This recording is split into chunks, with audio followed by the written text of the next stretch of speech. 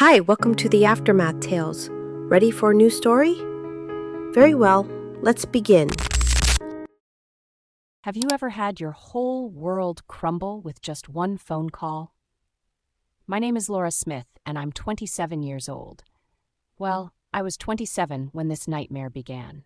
8 months ago, I thought I had everything a woman could want. A loving husband, Calvin, who was 32 and worked as a manager at Dallas Apex Corporation, well known as DAC, where I used to work too as an office worker. We met there, actually, one of those cute office romances that everyone said would never last. But we proved them wrong, or so I thought. Calvin and I had been married for 3 wonderful years. DAC paid us both good salaries with excellent benefits, and we were comfortable. More than comfortable, actually. We were happy, genuinely, blissfully happy. When I got pregnant with our son Dawson, Calvin was over the moon. He'd put his hand on my belly every night and talk to our baby, making plans for teaching him baseball and taking him fishing. "I can't wait to meet you, little man," he'd whisper to my stomach. "Daddy's going to teach you everything. How to throw a curveball, how to change a tire, how to treat people with respect." When Dawson was born, I made the decision to quit my job to stay home with him. Calvin supported this completely. "I want you to enjoy every moment with our son," he'd say, kissing my forehead. "We can manage on my salary, and you deserve to bond with Dawson without worrying about work." Those first few months were pure magic.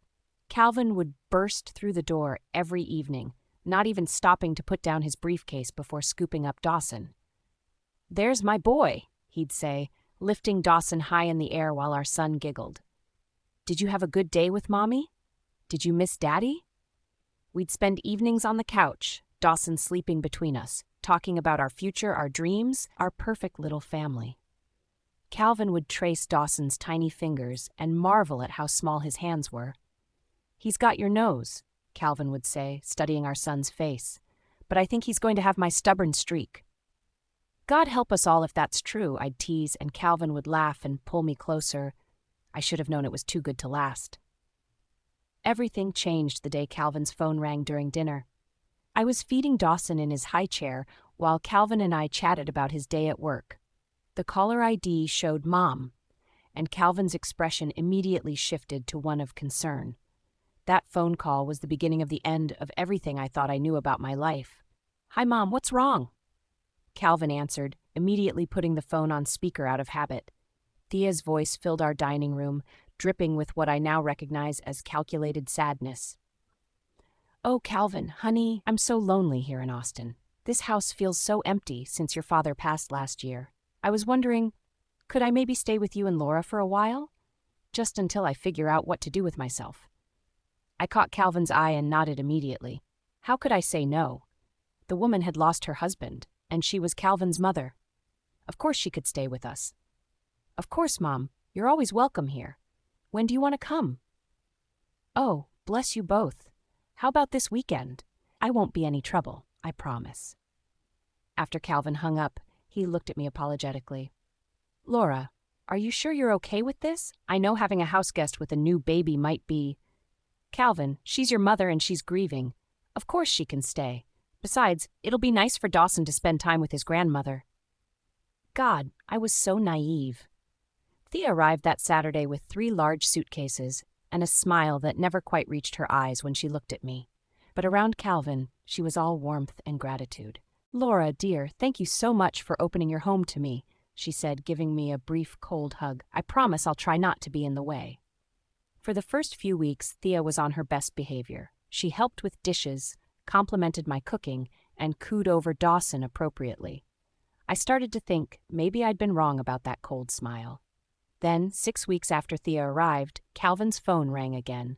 This time it was his sister Pauline.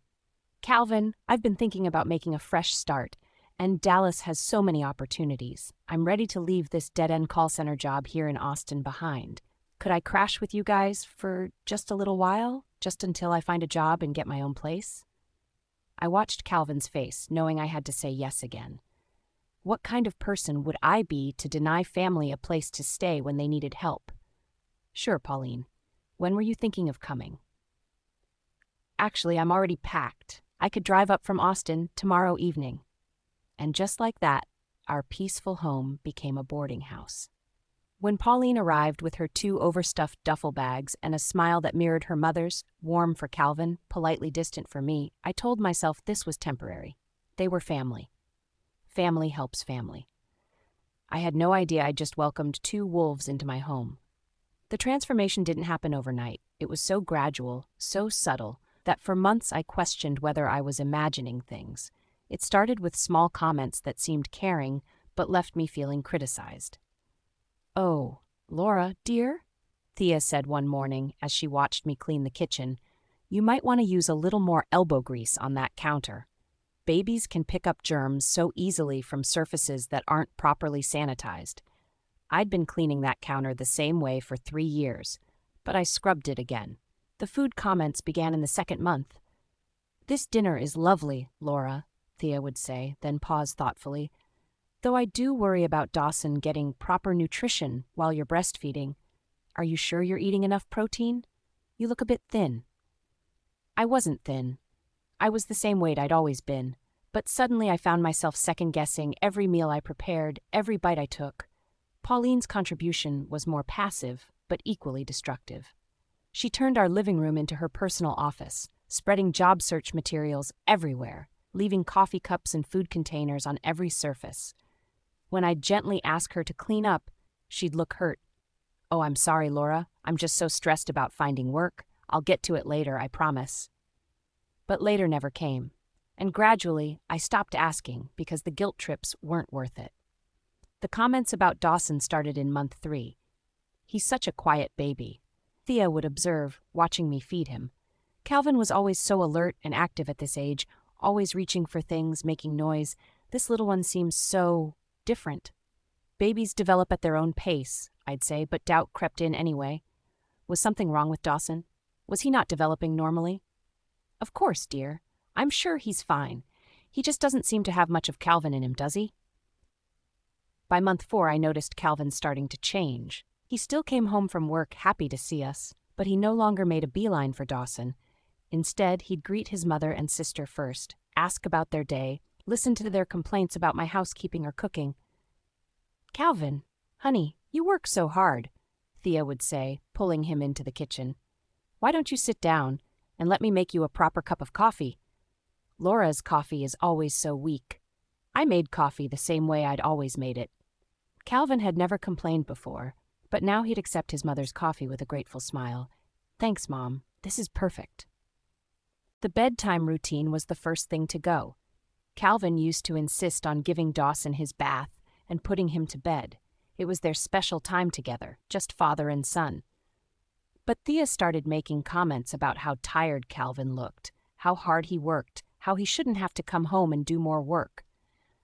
"Laura doesn't work outside the home," she'd say when Calvin wasn't listening. "The least she can do is handle all the baby care so you can relax when you get home."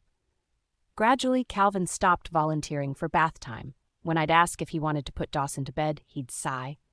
"I'm really tired tonight, Laura. You don't mind, do you?" By month 5, Calvin barely interacted with Dawson at all. He'd come home, kiss me absently on the cheek, and immediately get drawn into conversations with his mother and sister about their day, their needs, their problems. Dawson might as well have been invisible. When Dawson would cry, Calvin would look annoyed. "Can you handle that? I just walked in the door." When I'd try to involve Calvin in decisions about Dawson, his feeding schedule, his doctor appointments, his development, Calvin would wave me off. "You're the one home all day. You decide." The man who used to trace our son's tiny fingers and talk about teaching him baseball now acted like Dawson was just another household chore that he'd delegated to me. In month 6, the real poison started flowing. "Calvin, sweetheart," I overheard Thea saying one evening when they thought I was upstairs with Dawson, "I'm worried about you. You seem so stressed lately." "I am stressed, Mom. Work is crazy and this house feels chaotic all the time." "Well, you have a lot on your plate. Supporting 3 adults and a baby on one salary can't be easy." "4 adults," Calvin corrected. "Laura, you, Pauline, and me." There was a pause. "Oh, honey, I hate to say this, but are you sure Laura is pulling her weight? I mean, all she has to do is take care of one baby, but the house is always messy, dinner is always late or bland, and she seems so overwhelmed all the time. She's adjusting to being a new mom. Calvin, I raised 2 children while keeping a spotless house and having dinner on the table every night when your father came home. And I did it without complaining.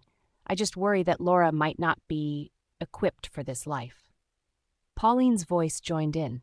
And Calvin, I don't want to cause trouble, but have you noticed how different the baby looks from you? Mom and I were talking about it, and we just can't see any family resemblance. My blood ran cold as I listened from the top of the stairs. What are you saying? Calvin's voice was quiet. We're not saying anything, Thea said quickly. We're just concerned. You're such a good man, Calvin. You deserve to know the truth about your life. That night, Calvin was cold to me for the first time in our marriage. When I tried to cuddle up to him in bed, he moved away. I'm tired, Laura. By month 7, Calvin had become a stranger. He still lived in our house, still shared our bed, but he was emotionally gone. He'd come home and barely acknowledged Dawson's existence. He'd eat dinner in silence while his mother and sister filled the air with complaints about everything I did wrong. The laundry smells funny. Pauline would announce, "Are you using the right detergent?" "I think there's mold in the bathroom," Thea would add. "Laura, you really need to scrub harder." And Calvin would nod along like these were reasonable concerns instead of constant nitpicking designed to make me feel incompetent. The worst part was watching him with Dawson. Our son would reach for his father, babbling happily, and Calvin would barely glance at him. "Laura, he needs a diaper change," Calvin would say, not moving from the couch. "He just wants to play with you," I'd reply, my heart breaking as Dawson continued reaching for the father who no longer seemed to see him. "I don't have time for that right now." The man who used to spend hours talking to my pregnant belly about all the things he'd teach our son now couldn't spare 5 minutes to play peekaboo. By month 8, I was living with 3 people who treated me like an unwelcome guest in my own home. Calvin barely spoke to me except to relay complaints from his mother and sister. Thea and Pauline had abandoned all pretense of gratitude or politeness. They criticized everything I did, made messes they expected me to clean, and spent their days poisoning my husband against me. And it was working. "Laura, we need to talk." Calvin's voice was cold, formal. We were in the kitchen after dinner, and I was cleaning up while he sat at the table with a cup of his mother's properly made coffee. "Okay," I said, my hands shaking as I rinsed dishes. "This isn't working. This situation. You, me, this whole thing." I turned to face him, dish towel still in my hands. "What do you mean?" "I mean, I can't live like this anymore. The house is always a mess. You're always stressed and snapping at everyone and—" He paused, not meeting my eyes. "I don't think you're happy either." "Calvin, the house is a mess because your sister leaves her stuff everywhere and doesn't clean up after herself. I'm stressed because your mother criticizes everything I do. And I'm not snapping at anyone. I'm trying to keep everyone happy while taking care of our son by myself." "Our son." Calvin's voice was flat. "Right." The way he said it made my stomach drop. "What's that supposed to mean?" Calvin was quiet for a long moment. When he finally looked at me, his eyes were cold, distant, like he was looking at a stranger. "Laura, I need you to be honest with me about something." "I'm always honest with you. Are you?" He leaned back in his chair, studying me. "Because I've been thinking about a lot of things lately, about our relationship, about Dawson." My heart started pounding. "What about Dawson?" "He doesn't look like me, Laura. Not at all. Everyone says so." "Everyone? You mean your mother and sister say so?" "They're not the only ones. People at work have commented. My friends have noticed. Babies change as they grow, Calvin. He's only 8 months old." "He's 8 months old, and he looks nothing like me. Nothing. And the more I think about it, the more things don't add up." I felt like I was drowning. "What things?" "Those late nights you worked before you got pregnant, that business trip to Houston where you stayed an extra day, the way you've been so defensive about everything lately." "I stayed an extra day because the client requested it, and you know that. I called you that night, remember? We talked for an hour about whether we should start trying for a baby." Calvin's expression didn't change. "You could have called from anywhere." "Calvin, what are you saying?" I'm saying I don't know if Dawson is my son, and I don't know if I can trust you anymore." The words hit me like physical blows. I gripped the counter behind me to keep from falling. "How can you say that to me? Calvin, I have never, ever been unfaithful to you, not once in 5 years. Then why doesn't he look like me?" "Because genetics are complicated. Because babies don't always look like their fathers. Calvin, he has your eyes, the same green eyes you have. His eyes are blue. They're changing. The pediatrician said they might change. Or they might not." We stared at each other across the kitchen that had once been the heart of our happy home. This man, who had held my hand through labor, who had cried when Dawson was born, who had whispered "he's perfect" over and over while holding our minutes-old son, this man was now questioning whether that son was even his. "I want a DNA test," Calvin said quietly. "Calvin, please." "I want a DNA test, Laura." And depending on what it says, he paused, running his hands through his hair. "I think we need to talk about separation, maybe divorce." The room spun around me. "You want to divorce me because your mother and sister convinced you I cheated on you? This isn't about them. This is entirely about them. Calvin, before they moved in, you loved Dawson. You loved me. We were happy. And now, after 8 months of their constant criticism and manipulation, you're ready to throw away our family? I'm ready to face the truth." "The truth?" "The truth is that you're letting them destroy our marriage. The truth is that you've stopped being a father to your son because they've convinced you he isn't yours." Calvin stood up abruptly. "He isn't my son if he isn't my son, Laura. Biology doesn't lie." "But people do, and they're lying to you, Calvin. They're manipulating you, and you're letting them." "Why would they lie?" "Because they want me gone. They want this house for themselves." Calvin laughed, but there was no humor in it. "This isn't your house, Laura. It's our house, and if we get divorced, we'll sell it and split the proceeds." I stared at him, this stranger wearing my husband's face, and realized that 8 months of poison had done their work. The man I'd married was gone, replaced by someone who believed lies over love. But they had made one crucial mistake in their plan. This wasn't Calvin's house to sell. It was mine. Calvin announced he was taking a long weekend to drive his mother and sister back to Austin to collect the rest of their belongings. "Mom needs to get the rest of her things from the house," he explained. "And Pauline left some stuff behind when she moved up here." Austin was 3 hours from Dallas, a reasonable weekend trip to tie up loose ends. "We'll leave Friday morning and be back Sunday evening," Calvin said. "You'll be okay here with Dawson, right?" I nodded, not trusting my voice. Friday morning, as they loaded suitcases into Calvin's car, Thea pulled me aside while Calvin was distracted.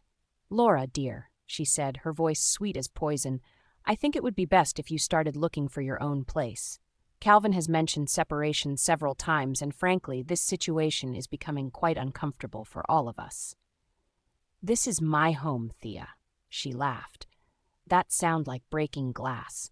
"Oh, honey, this is Calvin's home. You might be married to him, but marriage is just a piece of paper. This house, this life, it all belongs to him. But don't worry, I'm sure he'll be generous in the divorce settlement." I watched them drive away, Pauline waving mockingly from the back seat while Thea smiled her cold smile from the passenger seat. As soon as their car disappeared around the corner, I picked up my phone and called the one person I knew would help me. "Annie? It's Laura. I need you to come over and watch Dawson for me. I have some things I need to take care of." Annie Matheson had been my best friend since college. She arrived within an hour, took one look at my tear-stained face, and pulled me into a fierce hug. "Laura, what the hell is going on? You sounded destroyed on the phone." So I told her everything, about the 8 months of constant criticism, the mind games, the way they'd slowly poisoned Calvin against me, his demand for a DNA test, his request for a divorce. By the time I finished, Annie was pacing around my living room like a caged tiger. "Those manipulative bitches," she snarled. "And Calvin. Laura, how could he believe them over you?" "I don't know," I whispered, holding Dawson close. "I don't know what happened to the man I married." "Okay, here's what we're going to do," Annie said, her voice taking on the determined tone I remembered from when she'd helped me study for finals. "What's your plan?" "I'm going to see a lawyer first thing Monday morning, and I'm going to have the locks changed." Annie raised an eyebrow. "Can you do that?" I mean, legally? I walked over to my desk and pulled out a folder I hadn't touched in years. Inside was the deed to the house. Annie, there's something they don't know. This house, it's mine, not Calvin's. Mine. Her eyes widened as she looked at the paperwork. How is that possible? Remember when I got my first job at DAC right out of college? My parents made me apply for a mortgage while my credit was perfect and I had steady income. They said it was important to build equity young. I paid on it for 2 years, then they surprised me by paying it off completely. Said it was their inheritance to me, given early so they could travel and enjoy their retirement. So Calvin's name isn't on the deed at all? Nope, we never got around to adding him. He always said there was no rush, that what was mine was his anyway. I laughed bitterly. Funny how that works out. Annie's grin was fierce. Oh, this is going to be good. What else do you need me to do? Help me pack up all their stuff. Everything. Calvin's clothes, Thea's belongings, Pauline's disaster of possessions. All of it goes in boxes, and all the boxes go on the front lawn. We worked all weekend. Annie watched Dawson while I methodically went through every room, packing up anything that belonged to the 3 people who had destroyed my marriage. Calvin's clothes, his personal items, his books, Thea's medications, her clothes, her photographs, Pauline's chaos of belongings that had been scattered throughout my house for months. By Sunday afternoon, my house was clean and quiet and mine again. Sunday evening, I sent Calvin a text. Your belongings are on the front lawn. You have until Tuesday morning garbage pickup to collect them. My phone immediately started ringing. I turned it off. An hour later, I heard a car pulling into my driveway. Through the window, I watched Calvin get out alone and stare at the neat rows of boxes on my front lawn. He tried his key in the front door. When it didn't work, he pounded on the door. Laura, open this door right now!" Calvin screamed. I opened it slowly, keeping the chain latch engaged so it only opened a few inches. Yes. What the hell is this? Why is all my stuff outside? And why doesn't my key work? Your stuff is outside because you don't live here anymore. Your key doesn't work because this isn't your house. This is my house. Laura, you can't just... Actually, Calvin, it's not. I held up the deed so he could see it through the crack in the door. This house is mine. My name is on the deed. My name only. Calvin's face went white. That's impossible. Check the county records if you don't believe me.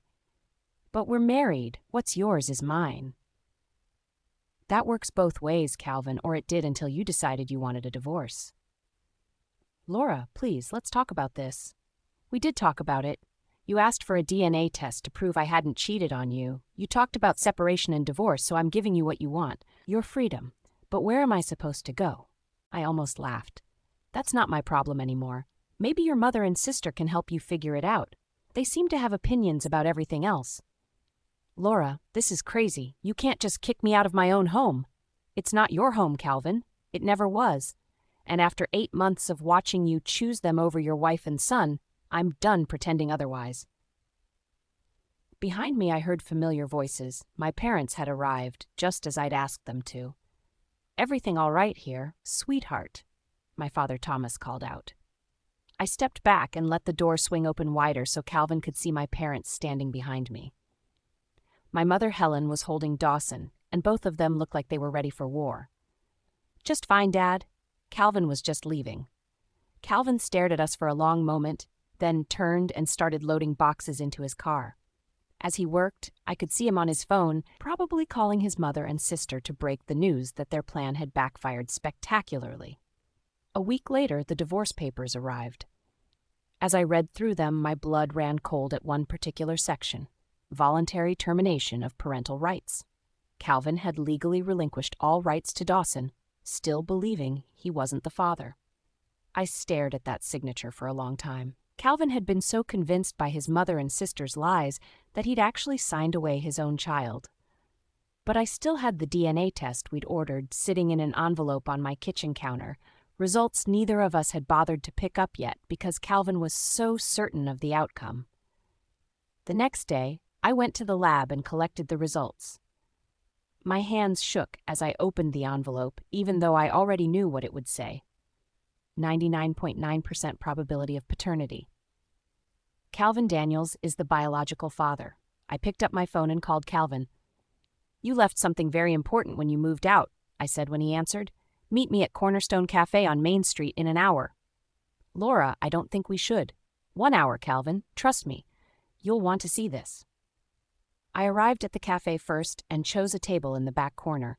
Calvin walked in looking confused and wary, probably wondering what important document he could have possibly left behind. He sat down across from me, and I slid 2 documents across the table without saying a word. Calvin picked up the first one, his signed termination of parental rights. "I don't understand. Why are you showing me this?" "Look at the other one." He picked up the DNA test results, and I watched his face go white as he read. 99.9% probability of paternity. Calvin Daniels is the biological father. That's impossible," he whispered, looking from his signature to the lab results. "This has to be fake." "Call the lab yourself," I said, pushing my phone across the table. "The number's right there." With shaking hands, Calvin dialed the laboratory. I could hear the faint voice of the technician on the other end. "Hi, this is Calvin Daniels. I need to verify some test results. ID number 2847-2024 CD. The conversation was brief. Calvin's face grew paler with each word. "Yes, sir." The technician's voice was clear enough for me to hear. "Those results are accurate. The child is yours, Mr. Daniels. 99.9% probability of paternity." Calvin hung up and stared at the documents, his hands trembling. "Congratulations, Calvin," I said, my voice ice cold.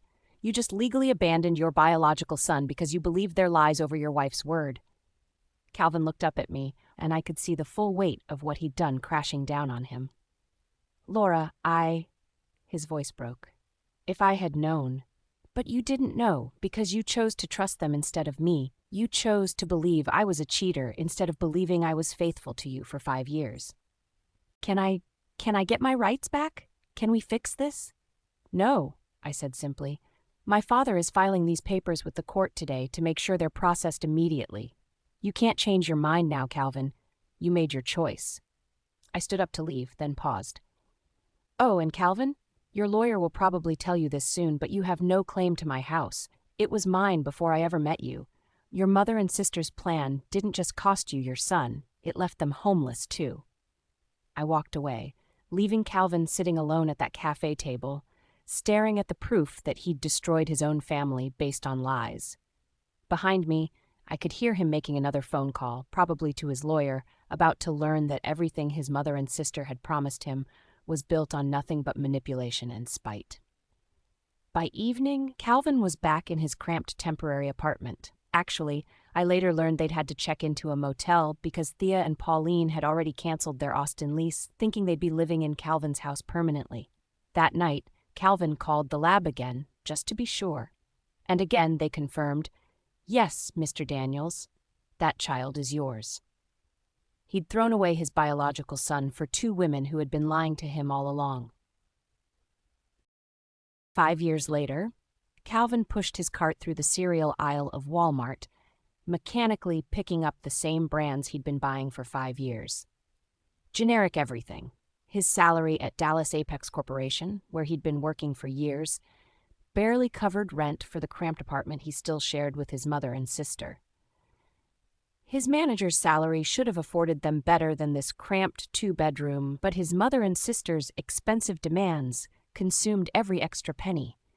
Premium cosmetics, name-brand groceries, shopping trips. He worked overtime just to fund their lifestyle while they complained about sharing a room in the apartment his sacrifices had gotten them into. "Calvin, don't forget we need more coffee," Thea called from the next aisle over, her voice carrying that same complaining tone that had driven his wife away. "And make sure you get the good kind this time, not that cheap stuff." The cheap stuff for Pauline was the store brand everything, the generic face masks, no-name shampoo, and basic cosmetics that she'd complained made her look like she shopped here. Pauline appeared around the corner, arms full of snacks she never paid for. "And I need those face masks, the expensive ones. My skin is breaking out from all the stress of living in this tiny place." 5 years of this. 5 years of listening to them complain about everything while he worked overtime just to keep them fed and housed. 5 years of watching his coworkers at DAC get promotions while he stayed stuck in the same middle management position, too bitter and distracted to excel at anything. He was reaching for a box of cereal when he heard it, a child's laughter that made something in his chest twist painfully. He looked up and froze. There, 2 aisles over, was a little boy who looked exactly like Calvin had at that age. Same green eyes, same stubborn cowlick, same dimpled smile. The boy was about 5 years old, chattering excitedly to a woman whose back was turned to Calvin. "Mommy, can we get the dinosaur cereal, please? Dad said I could have it if I was good at the doctor." The woman turned, and Calvin's world stopped. Laura, but not the exhausted, criticized Laura he remembered from their marriage. This Laura was glowing, radiant, her hair perfectly styled, wearing clothes that screamed expensive taste, and she was very obviously pregnant. "Of course, sweetheart," Laura said, her voice warm with the happiness Calvin remembered from their early days together. "Dad did promise, didn't he?" "Dad?" The boy was calling someone else Dad. Calvin watched, frozen, as a tall man in an obviously expensive suit appeared, scooping the little boy up with easy affection. "There are my 2 favorite people," the man said, kissing Laura's cheek before spinning the boy around. "Did you tell Mommy about what Dr. Peterson said?"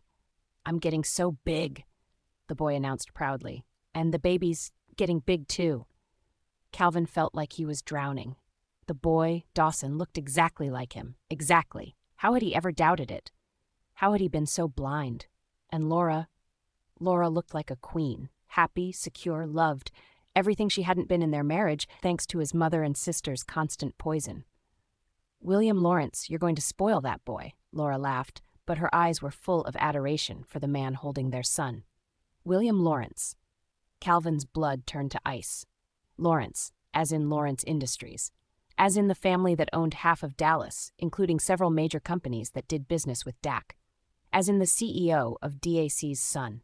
Calvin worked for this man's father, had been working for him for 5 years, watching William's name appear on executive memos, seeing the Lawrence family featured in company newsletters. And all this time, William Lawrence had been married to Calvin's ex-wife, raising Calvin's biological son. "Dawson Lawrence, what do you say we go pick out something special for your little brother or sister?" William said, setting the boy down. "Lawrence." The boy's name was Dawson Lawrence now. Calvin had given up his parental rights, and William had clearly adopted him. Calvin watched his biological son, his son who looked exactly like him, skip happily alongside the man he called Dad and the woman who had once been Calvin's whole world. They looked like the perfect family. The family Calvin had thrown away. "Calvin? Calvin, where are you?" Thea's irritated voice cut through his thoughts. "We need to get going. Pauline wants to stop at 3 more stores, and you know how I get when we're out too long." Calvin turned to see his mother and sister approaching, both wearing the perpetually dissatisfied expressions that had become their permanent masks over the past 5 years. "There you are," Pauline snapped. "Why are you just standing there? And why do you look like you've seen a ghost?" Calvin looked back toward where Laura's family had been, but they were gone, vanished into the crowd of happy families doing their weekend shopping. Calvin started, then stopped. How could he explain? How could he tell them that he'd just seen the son he'd legally abandoned, looking exactly like him, calling another man Dad? How could he admit that his ex-wife had not only moved on, but had moved up so far that she was now married to one of the most powerful families in Dallas? "Calvin, honestly," Thea sighed. "You've been so strange lately. Ever since you got those silly test results years ago, you've been moping around like someone died." Those silly test results. The DNA test that proved Dawson was his son. The test results Calvin had shown them the day after Laura left, the day he'd realized what they'd cost him. They'd brushed it off then, claimed it didn't matter, that he was better off without that woman anyway. But Calvin had seen the truth in their eyes. They'd known. They'd always known Dawson was his son, and they'd lied anyway to get Laura out of their lives. "Calvin, the car's getting hot," Pauline complained. "Can we please just finish shopping? This place is depressing." Calvin nodded mechanically and followed them through the store, but his mind was reeling. Somewhere in this city, his son was living in a mansion, probably attending the best schools, wanting for nothing. His ex-wife was married to a man who could give her everything Calvin never could, and she was glowing with happiness Calvin had never been able to provide. And Calvin? Calvin was going home to a cramped apartment with two ungrateful women who had destroyed his life and were still 5 years later, making him miserable every single day. As they loaded groceries into his beat-up car, Calvin caught sight of a sleek black BMW pulling out of the parking lot. Through the back window, he could see a car seat and a small hand waving at other cars. His son, driving away in luxury Calvin could never afford, going home to a life Calvin would never be able to give him. "Calvin, the milk is getting warm," Thea snapped from the passenger seat. "Can you please focus?" Calvin started the engine and drove toward their apartment, past the billboards advertising Lawrence Industries Charitable Foundation, past the buildings with Lawrence etched in marble and gold. As soon as they walked into their cramped two-bedroom apartment, the complaining started again. "Calvin, I'm sick of sharing a room with Mom," Pauline whined, dropping her purse on the cluttered coffee table. "Her snoring keeps me awake and she takes up all the closet space." "Well, I raised 2 children," Thea snapped back. "I shouldn't have to share a room at my age. Pauline should get her own place if she's so unhappy." "With what money? I'm still looking for better work and this job barely pays anything." "Maybe if you actually tried instead of spending all day on your phone." "Don't blame me. This whole situation is enough." Calvin's voice exploded through the apartment, making both women jump and stare at him in shock. The rage that had been building for 5 years finally erupted. "Do you hear yourselves?" Calvin's voice was deadly quiet now, which was somehow more terrifying than his shouting. "You're complaining about this apartment? The apartment I work overtime to pay for? The apartment we're stuck in because you convinced me to throw away my house, my wife, and my son?" Both women went pale. "Calvin, honey," Thea started nervously, "we're just saying the living arrangements could be better." "Better?" Calvin laughed, but there was no humor in it. "You want to know what better looks like? I just saw my biological son at Walmart." "My son? The one you made me legally abandon. He looks exactly like me, and he's calling another man Dad." "Calvin, we were just trying to protect you," Pauline whispered. "Protect me?" Calvin's voice rose again. "You destroyed my family. You made me give up my own son. My ex-wife is now married to William Lawrence, the CEO's son, living in a mansion, pregnant and glowing, while I'm stuck working for her husband's father and living in this dump with you two ungrateful." "We didn't know," Thea tried to interrupt. "You knew." Calvin cut her off. "You both knew he was my son, and you lied anyway.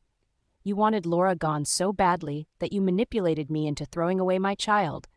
And now you have the nerve to complain about sharing a room." The apartment fell silent except for Thea's quiet crying. "So here's how this is going to work," Calvin continued, his voice ice-cold. "This is a 2-bedroom apartment. I get one room. You two figure out the other room, or one of you moves out. Or better yet, both of you move out. You ruined my life anyway." "Calvin, please," Thea begged. "We're family." "Family?" Calvin stared at them both with disgust. "Family doesn't destroy each other's lives out of spite. You wanted me to choose you over my wife and son? Congratulations. This is what you got. A broke, bitter man in a cramped apartment. I hope it was worth it." He walked to his bedroom and slammed the door, leaving his mother and sister sitting in stunned silence, finally realizing that the son and brother they'd manipulated had nothing left to lose. And Calvin? Calvin was living the life he'd chosen, trapped with the very people who'd cost him everything, working for his ex-wife's new husband's father, watching from a distance as his biological son grew up as a Lawrence heir. He'd gotten exactly what he'd asked for 5 years ago, his freedom from Laura and Dawson. He'd never imagined that freedom would feel so much like a prison. If you enjoyed this video, hit that like button and drop a comment below. Don't forget to follow for more content just like this. Thanks for watching. Catch you next time.